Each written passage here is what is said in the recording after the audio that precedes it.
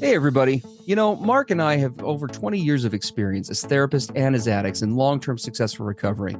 We know better than anyone what works and what doesn't to break out of porn and sex addiction, heal betrayal trauma, and reclaim your relationship.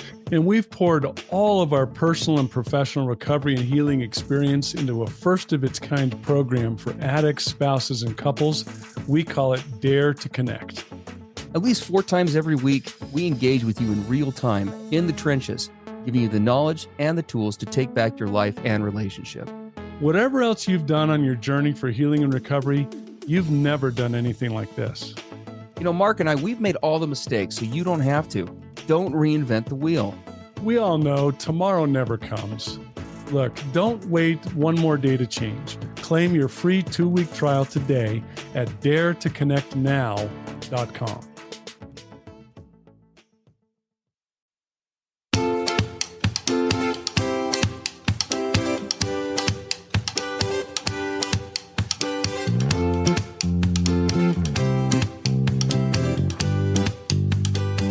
Hey, everybody.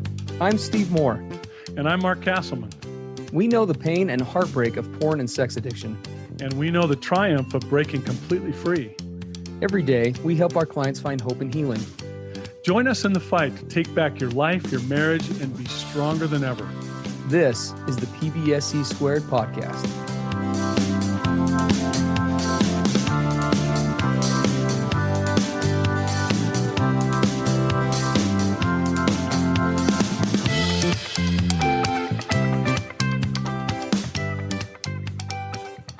Good morning, everybody. Welcome to the PBSE podcast. I'm Steve Moore. This is Mark Castleman here with me today. We're happy to be with you. We usually release on Tuesdays, right? So happy Tuesday. Happy Tuesday.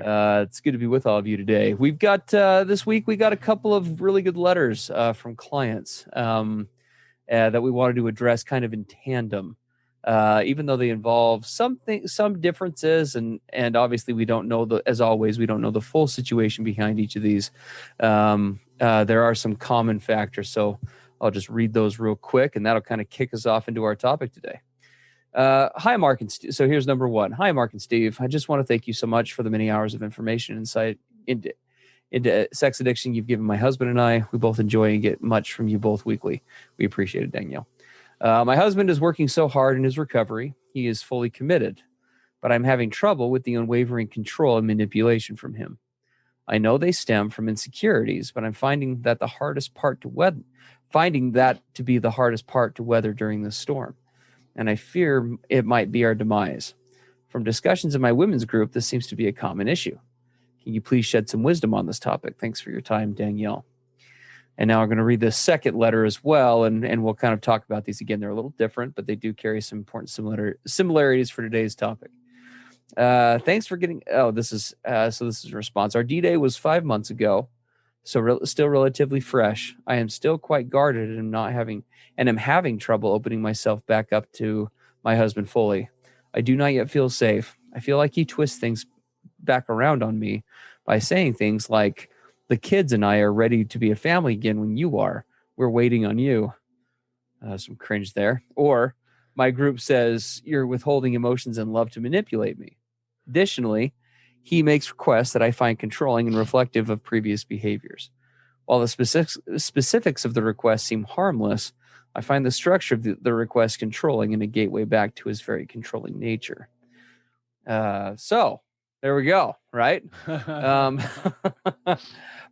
First of all, to both our listeners who wrote in, thank you so much for sending these in. We always love hearing from you, and we always encourage listeners, please send us topics at pbsepodcast.com. There's a contact form on there.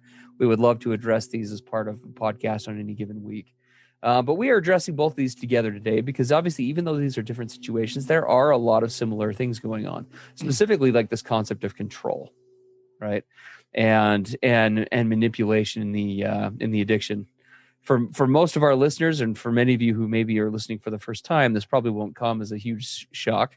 Addicts tend to be very controlling in their nature, in the way they handle themselves, in the way they carry themselves. And there are a couple of important reasons why that is. And it goes back to kind of the nature of most of us who struggle with addiction or other shame-based compulsive type behaviors. For the first, so I'll just kind of talk about some of these trends, and then let's jump into how do we solve this? How do we break out of this?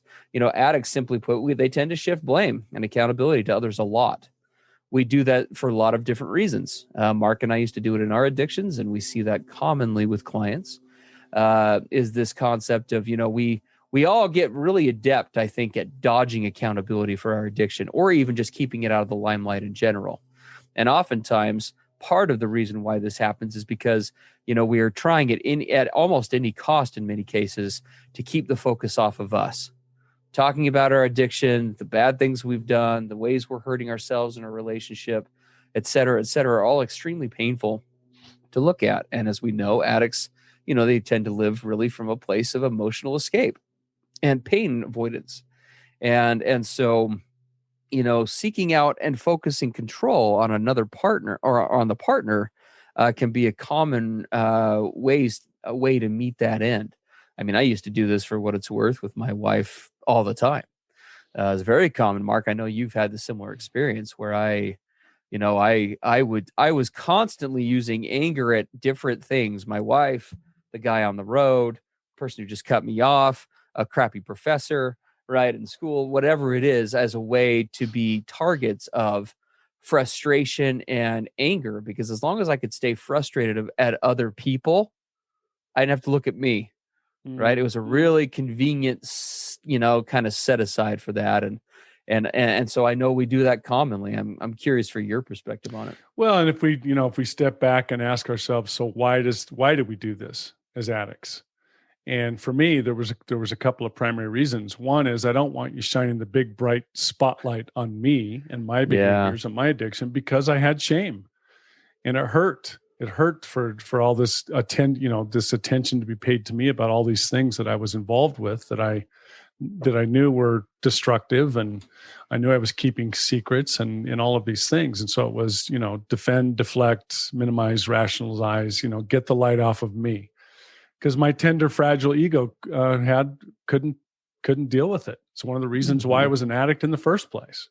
I wasn't good at, authenticity, transparency, showing up, speaking just saying, here I am, without any pretense or masks or facades. Here I am, world, all of me, right here. What? I didn't do that well at all. That.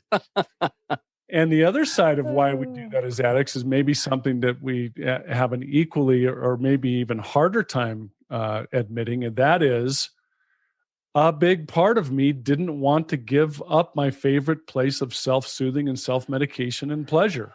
Yeah. And if suddenly you're shining this big old bright spotlight on me about all these issues, that means I might actually have to give them up.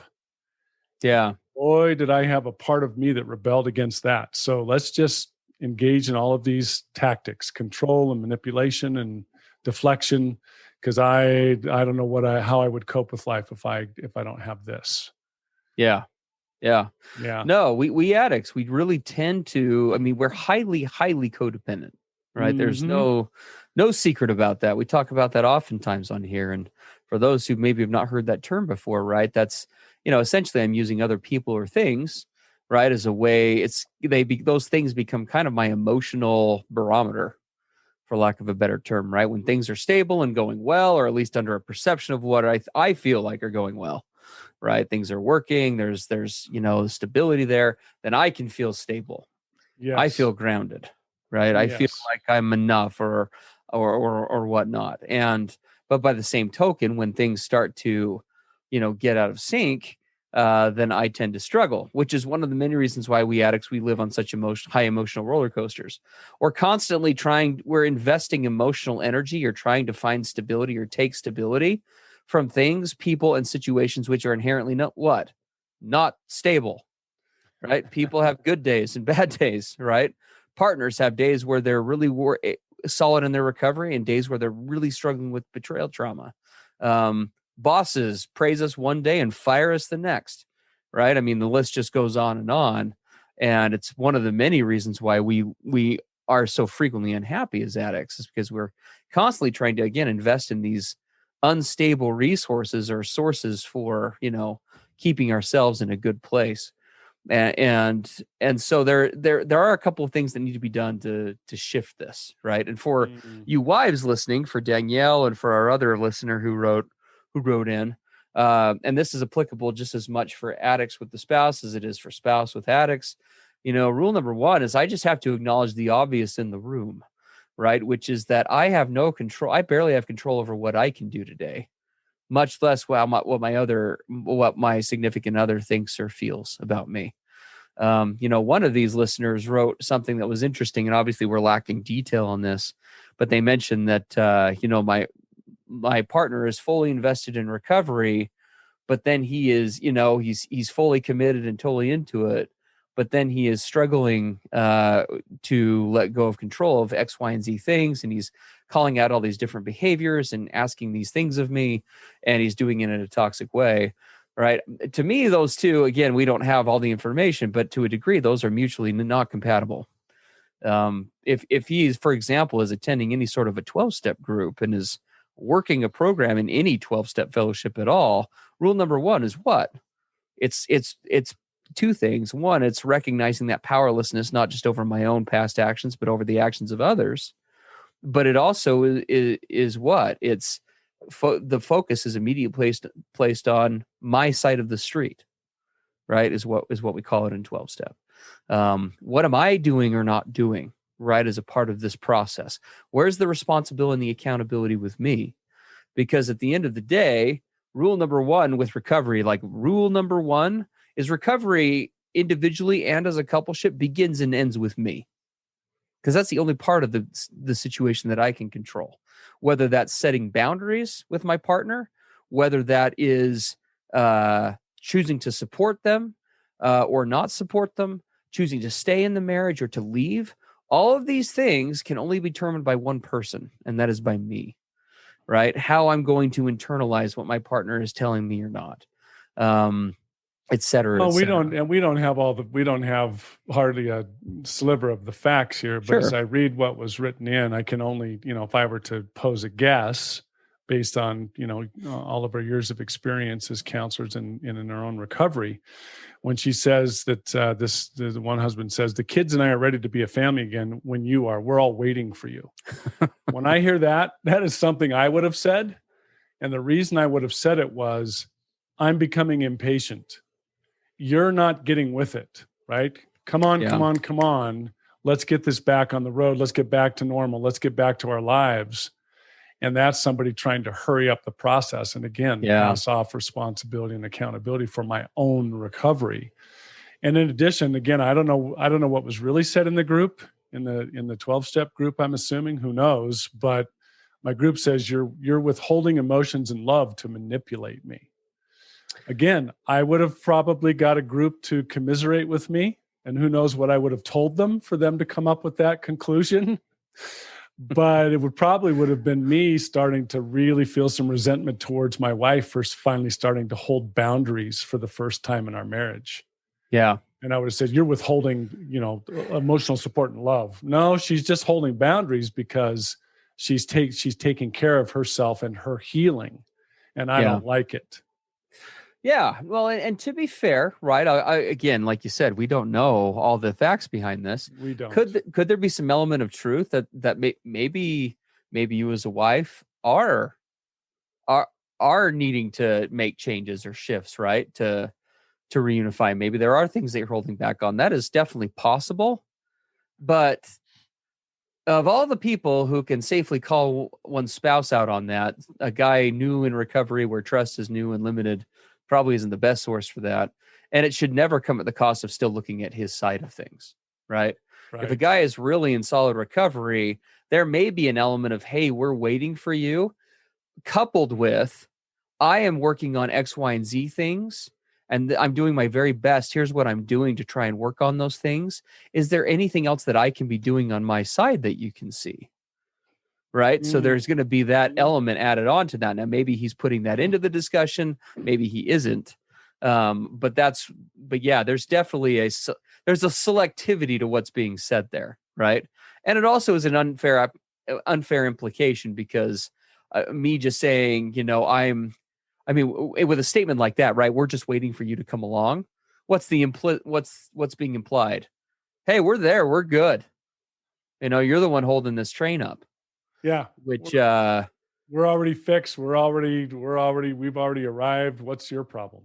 I mean, that doesn't sound like addicts, Mark. We never just think that I never would have said anything like that. We're just good to go. Addicts never feel like, hey, I've been sober a month, so we're good, right?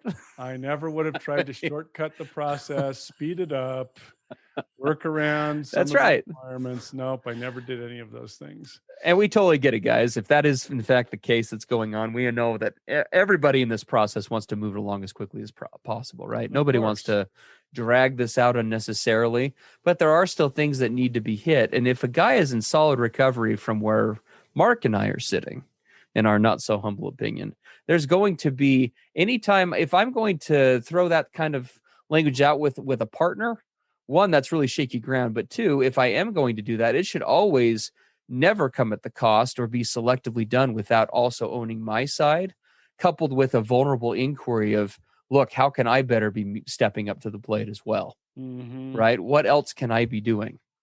Right? Thoughts, feedback from my partner, like help me understand how I can better support you in this process. Right? I mean, again, we don't know anything about the language of this, and I'm speaking as a guy who used to do this, but it does, statements like that are very frustrating to me and probably a little bit triggering, because it is, I mean, in 99% of these cases, again, not knowing the specifics, who put you there, right? Your partner. The actions of the addict are what precluded a lot of the issues that are probably being faced here. Yeah. And to me, there's just kind of a common decency around, while I recognize the fact that I can't control or make my partner's recovery happen as an addict, I damn well can and ought to be supporting them in it and be open to thoughts and ideas and definitely be patient with the process as well. Yeah. So, right. And so the question comes, I can't control my partner's perceptions. Sure. I can't control the speed at which my partner will heal, right? These things take what they take. Yep. And we as addicts can tend very easily to step back into the position of control, right? To push things along, to move things into the space we want them to be. That's the reason we got involved in addiction in the first place, was this concept of taking control. Mm-hmm. My life is stressed. Things are falling apart. I'm afraid. I'm bored. I'm lonely. I'm whatever. And I know the solution to that. I'm going to take control of this and solve it. Yeah. And then I jump into my addiction. So the addiction is very controlling by its nature, and it's so easy to have that then spill over into recovery and how that works. And we got to be really careful as addicts in recovery. You got to step back and ask yourself all the time, okay, am I going back into control? Am I going back into control? Absolutely. Right? We get back to step one. How often do you get back to step one? In fact, I had to go back to step one. I don't know how many times over the years. I think I was doing so great. And then I'm starting to control and manipulate and push things the way I want them to be and what I want them to look like, and the outcomes I need to have. And someone would call it to my attention, Mark, you've left the place of powerlessness. You think you have the power again. Yeah. You're taking control again. Yeah. And of course, I would kick against that and, say, what are you talking about? And be like, oh, wow. Yep, sure. I'm doing it again. Absolutely. Guys, for those guys who are listening, any guy in solid recovery, we don't do ultimatums a whole ton on here, but I'm going to give one right now. Any guy who's in solid recovery who's going to ask those kinds of questions of a spouse better be asking himself the question first of, what am I lacking? Right? Selectively coming at a spouse and just saying, hey, get on board, we're all just waiting for you. There's simply no place in this process for that. You can call that a lot of things. It ain't recovery, at least not. It's a very selective version of it. The reality is we as addicts, we bear, and I know we don't like to be reminded of this, but we bear the responsibility of getting our marriage in this crap hole that it finds itself. Are there other issues that were probably at play? Sure. Every situation's different. Each marriage is complex, right? We're making some generalizations here, but I think that for the vast majority of us, we can all agree, if we're honest, that we are the ones who let out and caused or instigated a lot of these issues. Would that not behoove us to have some patience with our partners, and also a deliberateness in our own recovery in making sure that if we are going to ask questions like that of a spouse, that we are doing everything in our power to be working on our own recovery and to be setting the stage and actively inquiring of our spouse in a vulnerable way. What else can I do? Are there things that I am doing or not doing that are holding this process back for you? Right? I can't own your recovery, but I can and need to support you in it. Yeah. If that isn't happening, that is a problem. So that's our invitation and assignment, take a really some time to really ponder and get as self-introspective and self-analyzing as you can. See where you're at on this. Have you tended to let your addict brain come back into the place of some control and some manipulation? And you need to step back and then go to this place of going to a partner spouse and saying, what more can I do? Yeah. How can I help and support you? What do you need from me? Right? What are you seeing? Yeah. I think the extension to add on to that too is for those couples who are able to do that, kind of the bonus homework, if you will, if you're in a place to do that, is sit down and really each of you kind of make that individual list of, what are the things that I'm doing in recovery? What things do I need to still be doing in recovery? And then maybe sitting down and sharing that with each other, right? What are we doing well? But where else could we be taking ownership? Because we're all vulnerable to this, right? This is not just a Steve or Mark coming down on the addict strictly. Because it's human nature, right? We all, without even realizing it, oftentimes will sometimes back away from accountability. It's hard. We're all pain avoidant to some degree. Nobody's favorite thing is to sit down and just look at myself and just say, geez, where's all the crap in my life? We all struggle with that. But the struggle with that can't be used as an excuse to dodge it. Because that, if we're selectively not doing that, not only will we be held back in the progress, we're probably going to regress in ways that are, myriad. We'll get into another day. Yeah. Anyway, as always, guys, we expand on these topics in our new couples program, Dare to Connect. We invite you to take a look at that at daretoconnectnow.com. If you like what you hear on the podcast for the 15 or 20 minutes that we do our podcast for, you will love Dare to Connect. It's what do we got? It's over 6 hours a month of content that we tailor specifically to the listeners who are subscribed to it. We'd love to have you join us. We talk about all things recovery related, and are able to take things really to a deeper level that we simply can't do on this podcast. So we hope you'll come join us. It comes with a 2-week free trial. I would just unabashedly say it is the program you need. It's the program that Mark and I needed. And that's what we do our very best to bring to you. So we hope you'll give it a chance. Come take a look, take your recovery to the next level, and let's really get you guys to the place that you want to be. Anyway, have a great week, guys, and we will talk to you next. Okay, see you next Take care. Bye-bye. Bye-bye. Everything expressed on the PBSE podcast are the opinions of the hosts and the participants and is for informational and educational purposes only. This podcast should not be considered mental health therapy or as a substitute thereof. It is strongly recommended that you seek out the clinical guidance of an individual qualified mental health professional. If you're experiencing thoughts of suicide, self-harm, or a desire to harm others, please dial 911 or go to your nearest emergency room.